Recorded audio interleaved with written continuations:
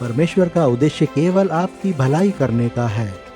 वो सदैव आपके पक्ष में कुछ ऐसा करना चाहता है जिससे आप एक बेहतर इंसान बनेंगे, उसके नजदीक आएंगे, उसकी सामर्थ्य को देखेंगे, उसके प्रेम को पाएंगे।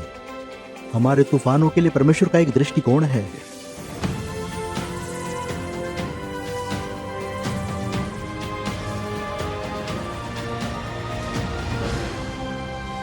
40 साल पहले हमने इन टच मिनिस्ट्रीज की शुरुआत की थी ताकि संसार भर के लोगों का संबंध यीशु के साथ जोड़ सके। इतने सालों से हम परमेश्वर की महानता को, उसकी आशीषों और प्रेम को अद्भुत तरीके से देखते आ रहे हैं और हम चाहते हैं इस बारे में सब जानें। आइए प्रभु का वचन खोलें और उसे एक साथ खोजें।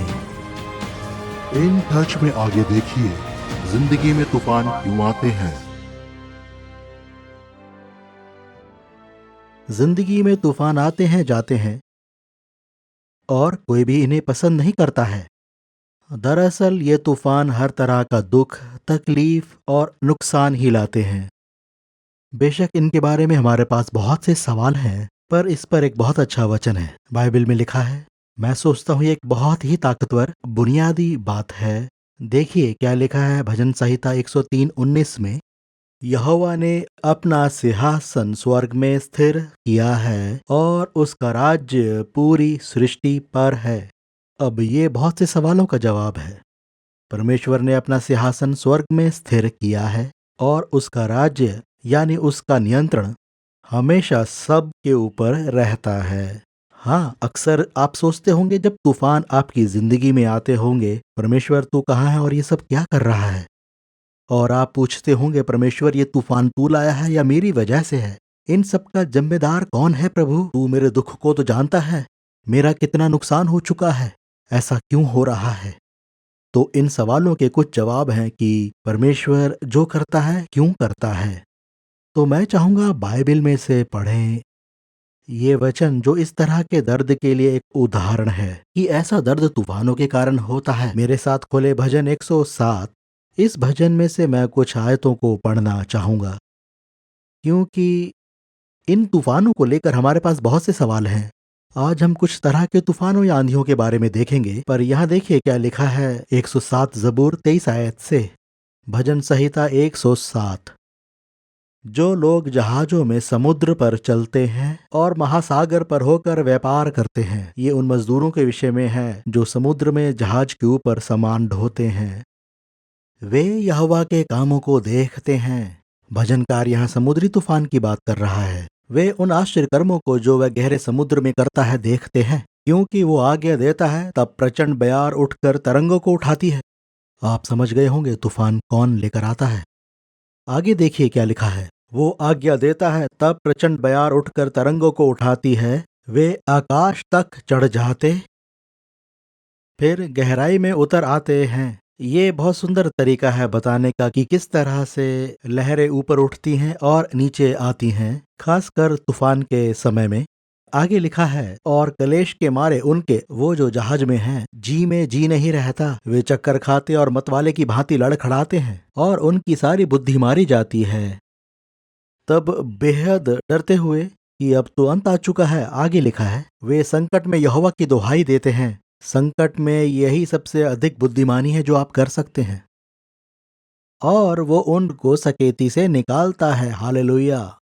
वो आंधी को शांत कर देता है, प्रभु का धन्यवाद हो, और समुद्र की तरंगे बैठ जाती हैं। वे उनके बैठने से आनंदित होते हैं और वो उनको मन चाहे बंदरगाह में पहुंचा देता है। लोग यहोवा की करुणा के कारण और उन आश्चर्य कर्मों के कारण जो वह मनुष्यों के लिए करता है उसका धन्यवाद करें और सभा में उसको सराहें और पुरनियों की बैठक में उसकी स्तुति करें। अब आप इस पर विचार कर सकते हैं। जैसा यहाँ लिखा है, सवाल ये है, क्या ये सब परमेश्वर करता है या नहीं?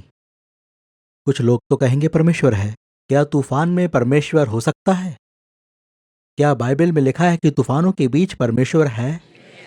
कुछ लोग अभी भी निश्चित नहीं हैं। मैंने 3 बार आपसे पूछा कि आप इसका सही जवाब दे सकें। जरूर, वो तूफानों के बीच मौजूद है। यहां लिखा है उसकी आज्ञा से प्रचंड बयार उठती है।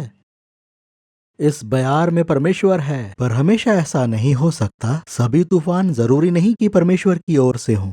कुछ तूफान हम लाते हैं, कुछ तूफान परमेश्वर लाता है, और कुछ तूफान प्राकृतिक तौर पर आ जाते हैं। तो जब लोग पूछें क्या परमेश्वर तूफान में होता है, तब आप कहेंगे हाँ बिल्कुल।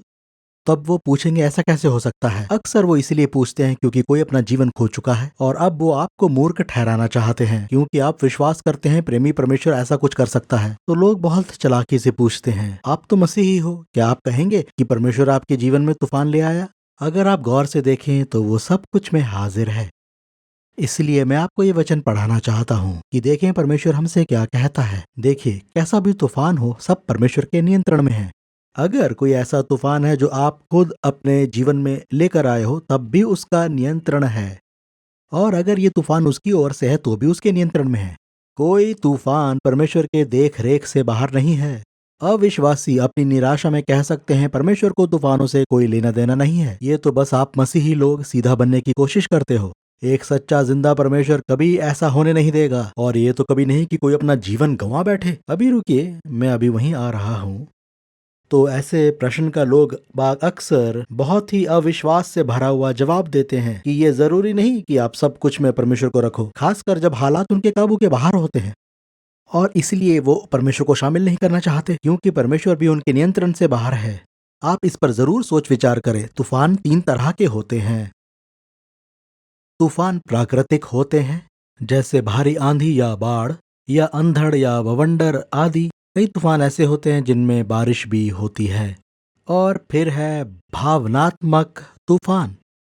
और ये भावनात्मक तूफान मैं सोचता हूँ वास्तविक तूफानों से बहुत बुरे होते हैं, क्योंकि ये दिल को पीस देते हैं, आत्मा को तोड़ देते हैं और यहाँ तक कि जीवन बर्बाद कर देते हैं।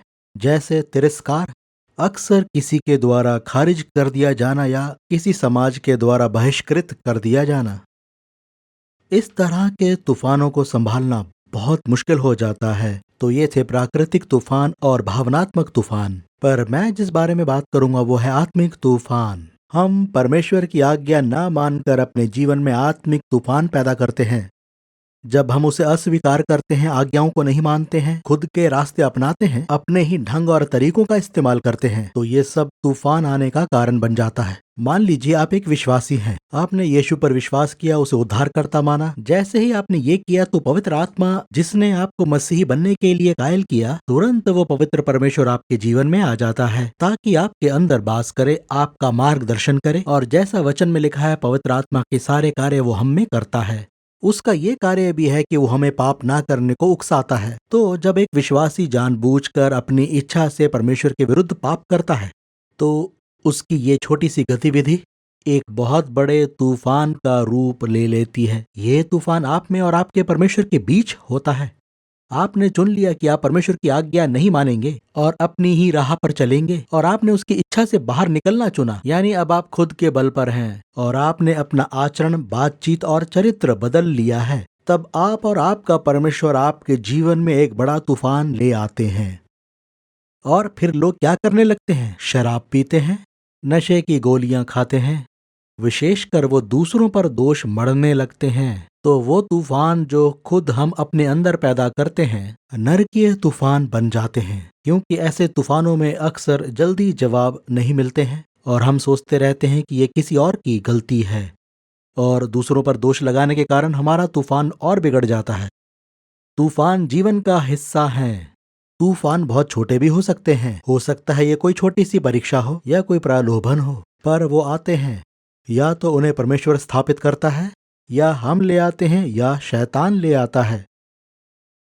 तो ये सब तरह के जो तूफान हैं, जब मैं इनके मूल कारण सोचता हूँ तो मुझे ख्याल आता है कि हम इन्हें अपने लिए खुद बनाते हैं। हमारा अपनी इच्छा से परमेश्वर की आज्ञा ना मानना तूफान लेकर आता है। और ऐसे समय में पवित्र आत्मा क्या करता है? वो हमें बार बार जताता है कि हमारे अंदर अक्सर डर रहता है। हम परमेश्वर से अलग हो चुके हैं, परमेश्वर से दूर हैं, और हमारी आत्मिक स्थिति दरिद्र होती जाती है। हम अपने हालात भांप ही नहीं पाते और हैरान होते रहते हैं, दोष लगाते रहते हैं, यहाँ तक कि बेकार हो जाते हैं और हमारी गवाही खराब हो जाती है। तो ऐसी स्थिति में अक्सर हमारे साथ ऐसा ही होता है।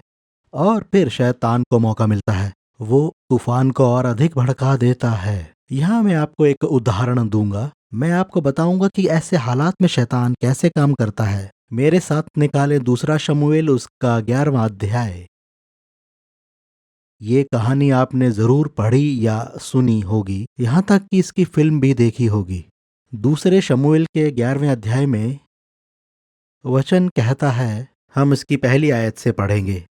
फिर जिस समय राजा लोग युद्ध करने को निकला करते हैं, उस समय अर्थात वर्ष के आरंभ में दाऊद ने योआब को और उसके संग अपने सेवकों और समस्त इजरायलियों को भेजा, और उन्होंने अम्मोनियों का नाश किया और रब्बा नगर को घेर लिया। परंतु दाऊद यरूशलेम में रह गया।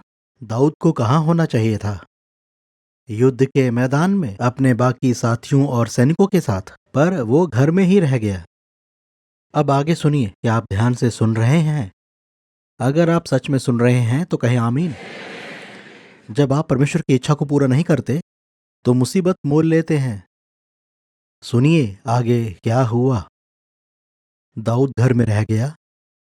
सांझ के समय दाऊद पलंग पर से उठकर राजभवन की छत पर टहल रहा था, और छत पर से उसको एक स्त्री जो अति सुंदर थी नहाती हुई देख पड़ी। वो स्त्री जरूर नग्न अवस्था में थी। ये स्त्री अति सुंदर थी और नहा रही थी, और तूफान आ गया। उसने उसे देखा, फिर उसकी नजर नहीं हटी।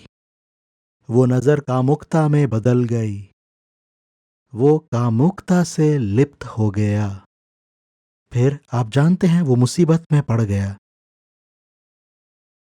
शैतान तूफान उत्पन्न करता है, इसलिए सावधान हो जाएं। आपकी नजर क्या देखती है? किसे देखती है? क्यों देखती है? आपको क्या चाहिए? आपने क्या देखा? और आगे लिखा है, जब दाऊद ने भेजकर उस स्त्री को पूछवाया, वो ये सब कभी भी रोक सकता था, पर उसने ऐसा नहीं किया। तब किसी ने कहा, क्या यह एलियाम की बेटी और हित्ती उरिया की पत्नी बतशेबा नहीं है? तब दाऊद ने दूत भेजकर उसे बुलवा लिया, और वो दाऊद के पास आई, और वो उसके साथ सोया। वो तो ऋतु से शुद्ध हो गई थी। तब वो अपने घर लौट गई, पर अजीजो अब तक बहुत देर हो चुकी थी, और वो स्त्री गर्भवती हुई। तब दाऊद के पास कहला भेजा कि मुझे गर्भ है। जरा ध्यान से सुनिए। शैतान ही तूफानों को भड़काने वाला है, सभी तरह के तूफानों को। आज दाऊद कह सकता था कि उसके साथ इस तरह की घटना कभी नहीं हुई। वो कह सकता था वो सही जगह पर था, पर वो गलत जगह पर था, उस गलत समय में, गलत विचारों के साथ, गलत नजर लिए हुए। और ये भी सुनिए, उसके पास अपनी गलत नियत को पूरी करने की पूरी ताकत थी, और फिर उसने ऐसे कदम उठाए जिनका परिणाम जिंदगी भर भुगतना पड़ा। दाऊद और बतशेबा। हम भी और शैतान हमारे जीवन में तूफान लेकर आते हैं, और कभी कभी परमेश्वर हमारे जीवन में तूफान लाता है। कई बार परमेश्वर हमारे जीवन में तूफान लाता है हमें ताड़ना देने के लिए। हमारे जीवन में वो हमें ताड़ना देने के लिए तूफान लेकर आता है कि हम उस पर तवज्जो दें, और हमें बचाने के लिए भी, कहीं ऐसा ना हो कि हम अपने आप को पूरी तरह बर्बाद कर दें। परमेश्वर जरूर हमारे जीवन में तूफान लाता है। क्यों? क्योंकि वो हमसे प्रेम करता है। उसका भेजा हुआ कोई भी तूफान प्रेमहीन प्रोत्साहित नहीं होता। तो जब आप अपने तूफानों के बारे में सोचते हैं तो जरा सोचें, उसने ऐसा क्यों होने दिया? मेरे ख्याल से इसका अक्सर कारण होता है, वो चाहता है कि हम उसकी ओर ध्यान दें। हो सकता है परमेश्वर आपके दिल के दरवाजे को खटखटाए ताकि आपका ध्यान उसकी ओर आकर्षित हो सकता है वो चाहता हो कि आप प्रार्थना करें, और इस तरह आप उसकी ओर ध्यान दें। इसलिए ऐसा करने के लिए वो कुछ ऐसा होने देता है जिसके कारण हमारे जीवन में वो कभी कभी तूफान भेजता है। परमेश्वर हमारे जीवन में तूफान आने देता है कि हम उसकी ओर ध्यान दें, क्योंकि वो हमसे प्रेम करता है। क्या मैंने हमेशा वही किया जो परमेश्वर चाहता है? नहीं। तो क्या इसके लिए ताड़ना हुई? हाँ। क्योंकि सुनिए, अगर आप सुन रहे हैं तो कहें आमीन। परमेश्वर पक्षपात नहीं करता। वो पक्षपात नहीं करता। हम जब आज्ञा नहीं मानते तो अपेक्षा कर सकते हैं कि हमें प्रेमी परमेश्वर से इसका परिणाम मिलेगा, क्योंकि वो हमसे प्रेम करता है और वो हमारी तवज्जो चाहता है। और वो नहीं चाहता कि हम खुद को बर्बाद करने वाले हों और ना हम किसी और की बर्बादी का सबब बने। दूसरा कारण कि वो हमारे जीवन में तूफान भेजता है वो ये है कि वो चाहता है कि हम पश्चाताप करें। इसका अच्छा उदाहरण होगा योना की पुस्तक। वहां क्या लिखा है? परमेश्वर ने उसे बुलाया, वो घर से भागा, परमेश्वर को छोड़ दिया, जहाज में बैठा कि प्रभु से दूर हो जाए, सो गया और परमेश्वर को छोड़ दिया। फिर तूफान आ गया। आखिरकार उसने गलती मानी और पश्चाताप किया। परमेश्वर ने उसे कभी नहीं छोड़ा।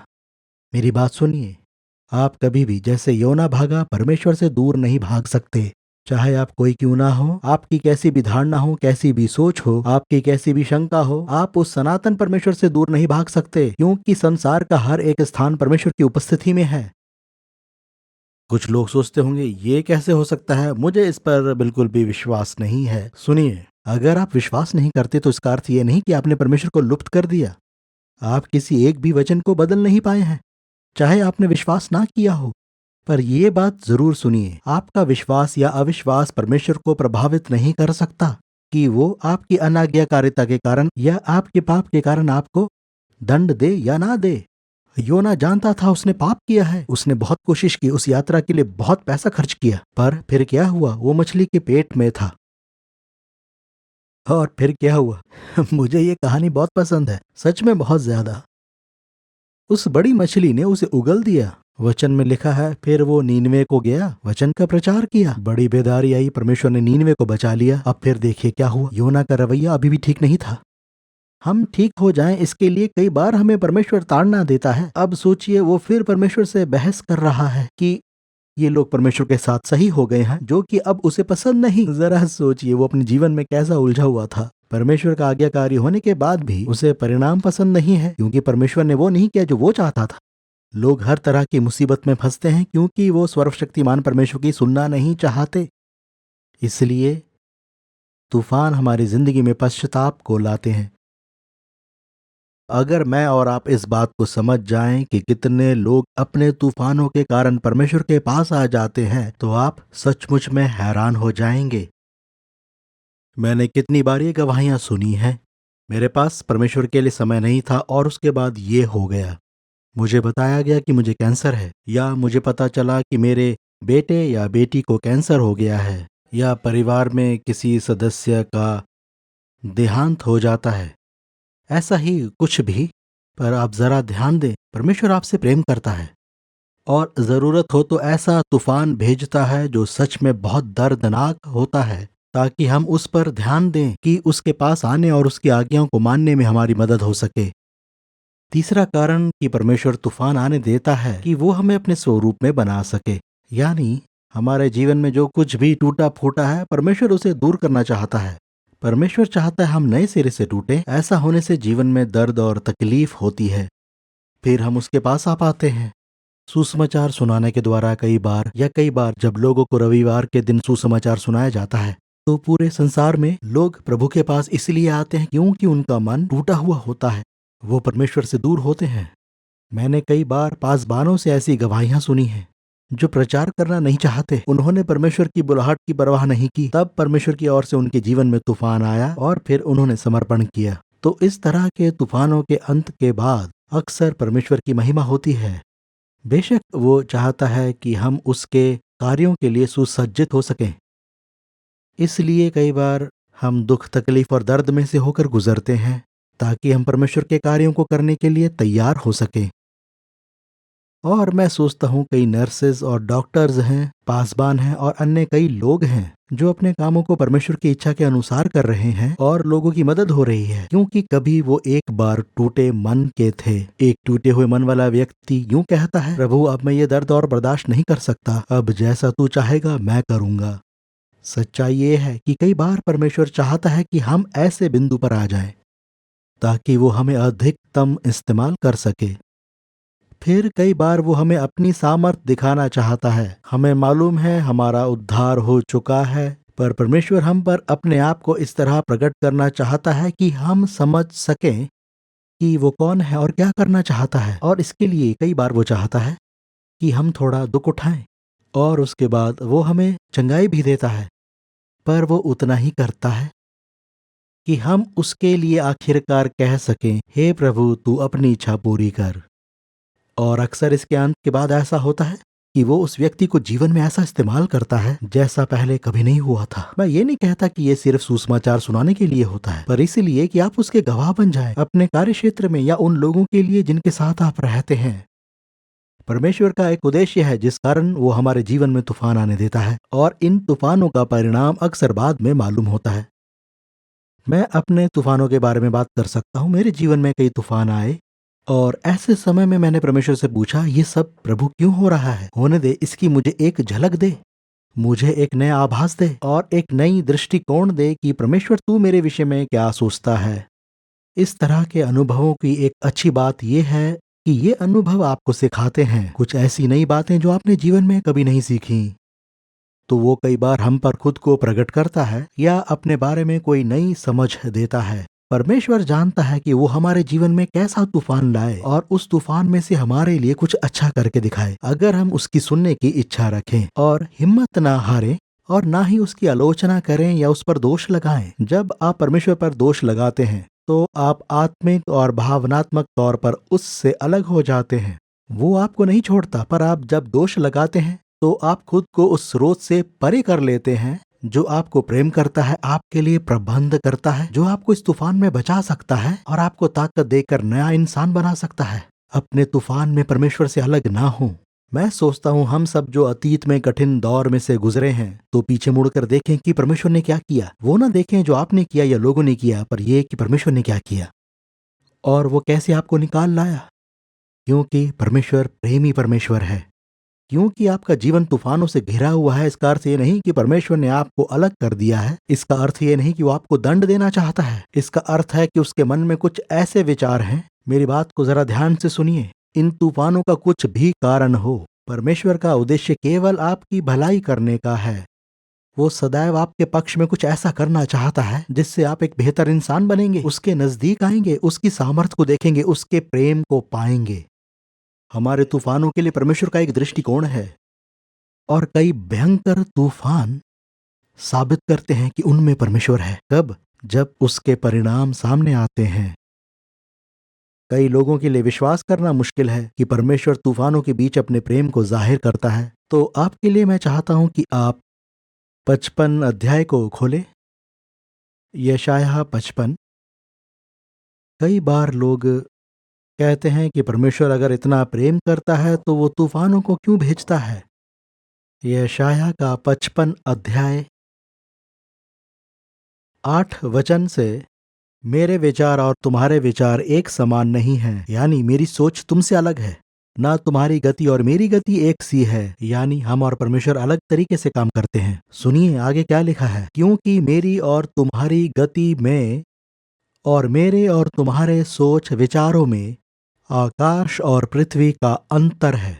जिस प्रकार से वर्षा और हिम आकाश से गिरते हैं और वहां यूं ही लौट नहीं जाते, वरन भूमि पर पड़कर उपज उपजाते हैं, जिससे बोने वाले को बीज और खाने वाले को रोटी मिलती है, उसी प्रकार से मेरा वचन भी होगा जो मेरे मुख से निकलता है। वो व्यर्थ ठहर कर मेरे पास ना लौटेगा, परंतु जो मेरी इच्छा है उसे पूरा करेगा, और जिस काम के लिए मैंने उसको भेजा है उसे वह सफल करेगा। तो चाहे कैसा भी तूफान हो, परमेश्वर अवश्य उसके मध्य होता है। और जब ये सवाल उठता है कि आखिर ऐसा क्यों होता है, तो इसका उत्तर यहाँ यशायाह 55 में बहुत साधारण और गंभीर तरीके से दिया गया है। तो चाहे कठिन दौर हो, परमेश्वर हमेशा अपना प्रेम प्रकट करता है। और मैं सोचता हूँ इसका एक मुख्य कारण ये भी है कि वो हमें चेताता है कि सब कुछ उसके नियंत्रण में है। सब कुछ परमेश्वर के नियंत्रण में है। इसका तात्पर्य है कि वो गलती नहीं करता है। ऐसा इसलिए नहीं होता कि वो हमसे प्रेम नहीं करता। ऐसा इसलिए नहीं होता कि वो सोचता है कि हम इसी के काबिल हैं। ऐसा नहीं है। इसके पीछे परमेश्वर का उद्देश्य होता है। अब इसके पीछे क्या उद्देश्य हो सकता है? जरूरी नहीं इसका ज्ञान हमारे पास हो, पर परमेश्वर के पास जरूर है। सुनिए, अगर आप विश्वास से परमेश्वर के पीछे चलने वाले हैं, तो आपके जीवन में कभी भी परमेश्वर की इच्छा के बगैर ऐसा कुछ नहीं होगा जिसका कि कोई उद्देश्य ना हो, हमें दृढ़ करने के लिए, आशीष देने के लिए, तैयार करने के लिए, हमें सुसज्जित करने के लिए, अपना प्रेम हमें जताने के लिए, या चाहे कुछ और भी, हमेशा परमेश्वर के जहन में एक प्रेरणादायक उद्देश्य होता है। तो ये एक सरल संदेश है जो सरल तरीके से बताया गया है। तो अगली बार जब आपसे कोई कहे परमेश्वर की इच्छा है कि आप जिएं, तो आप उनसे कहें तभी तो मुझे आज का दिन मिला है, उसके प्रेम के कारण ही तो आज सुबह मैं उठा हूं। अक्सर वो लोग जो परमेश्वर पर दोष लगाते हैं उसे नहीं जानते हैं, पर आप जो विश्वासी हो इस बात को समझते हो कि परमेश्वर कौन है और कैसे काम करता है, तो सब ठीक है। आमीन। पिता, आज हम तुझे धन्यवाद देते हैं उन तूफानों के लिए जो हमारे जीवन में आए या आने वाले हैं, क्योंकि हमें ज्ञात है सब कुछ तेरे नियंत्रण में है। तू भरोसे के योग्य है। हमें विश्वास है कि तेरे हृदय में हमारे लिए प्रेम भरा है। हमारी मदद करके हम उन लोगों को प्रेम कर सके और समझ सकें जो तुझे ठीक से नहीं समझते हैं। हमारा विश्वास है कि लोगों के जीवन बदलते हैं और वो उद्धार पाते हैं और अपने जीवन के तूफानों के द्वारा तेरी सुनते हैं, तुझ पर ध्यान लगाते हैं। हमारे लिए प्रेम और सब्र रखने के लिए धन्यवाद, क्योंकि ये सब हम मांगते हैं यीशु के नाम में। आमीन। अगर आपको आज का कार्यक्रम अच्छा लगा तो हमें intouch.org पर संपर्क करें। Kids, the days are long, but the years are short. Every day has its ups and its downs. Every day we have the opportunity to provide love, joy, and lessons for life. Every day can be an adventure. Discover Every Day with Jesus. Introducing Dr. Charles Stanley's devotional written especially for children. It's time for worship. Join Dr. Charles Stanley on the 2018 In Touch Alaska cruise. Experience the grandeur of God's creation and respond to it in praise. Enjoy spiritual renewal with uplifting sermons by Dr. Stanley and Andy Stanley.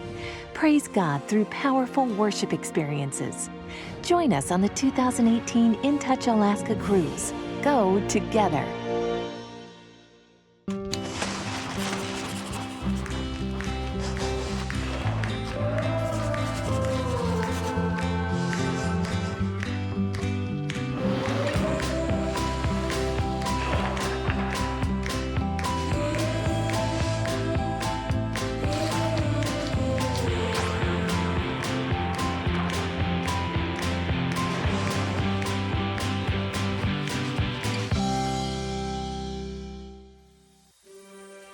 In Touch, leading people worldwide into a growing relationship with Jesus Christ and strengthening the local church.